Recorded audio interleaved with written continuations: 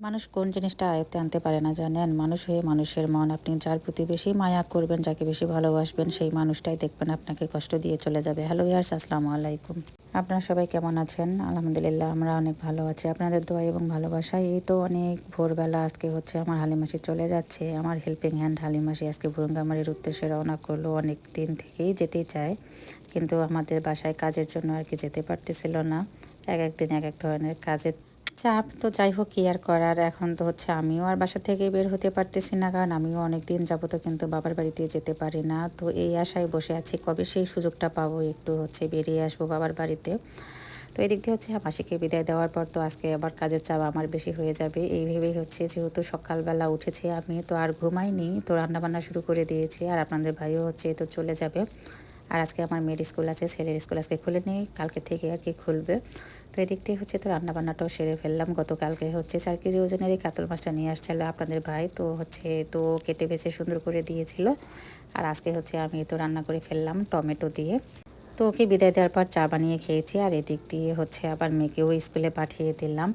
তারপরে হচ্ছে আবার আমার সেজন ওনাসের হাজব্যান্ড কতগুলো মাছ নিয়ে আসছে বস্তায় করে, দেখেন ওনাদের বড় পুকুরে মাছগুলো উঠিয়েছে। তো যখন করেই হচ্ছে অবশ্য মাছ ওঠায় তখনই হচ্ছে আমাদের বাসায় নিয়ে আসে, এটা প্রত্যেক বছরেই অবশ্য করে।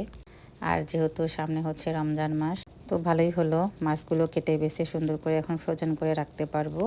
তো দুলাভাইকে এই তো বিদায় দেওয়ার পরে এদিক দিয়ে হচ্ছে মাছগুলো এইভাবে একটা গামলার মধ্যে রেখে দিলাম আপাতত, কারণ আমার রান্না এখনও শেষ হয়নি। আমার শাশুড়ি আম্মা আবার হচ্ছে লাউ শাক খেতে চাচ্ছিল, তো লাউ শাকটা হচ্ছে উনি এইভাবে সিদ্ধ খেতেই ওনাকে অনেক পছন্দ করে। আজকে ঠিক ওইভাবেই আর কি আমি রান্নাটা করে দিলাম।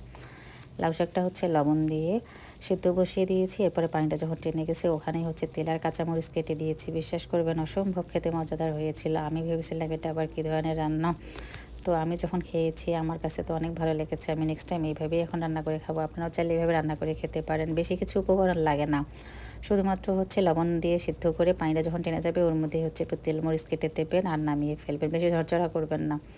তো অনেক খেতে মজাদার হয়েছিল। আর এদিক দিয়ে হচ্ছে আবার এই তো সবজির দোকানদার আসছিল, তো ওইখান থেকেও আজ আমি একটু দেশি ধনিয়া পাতা নিয়ে নিলাম। আলহামদুলিল্লাহ আজকে হচ্ছে আমার ধানগুলো উঠে গেল। যে ধানগুলো আমরা সিদ্ধ করেছিলাম সেগুলো হচ্ছে আজকে 3 দিন ধরে শুকানোর পর হচ্ছে আজকে তো উঠে শেষমেশ হচ্ছে বস্তা করে রেখে দিলাম। আর এদিক দিয়ে রাতের জন্য রান্না করতেছি। গতকালকে হচ্ছে যেটা রান্না করতেছিলাম ওই রেসিপিটা আজকেও রান্না করতেছি, কারণ এটা নাকি অনেক মজা লেগেছে আমার শাশুড়ি আম্মার এবং হচ্ছে আমার জামাইয়ের মুখে।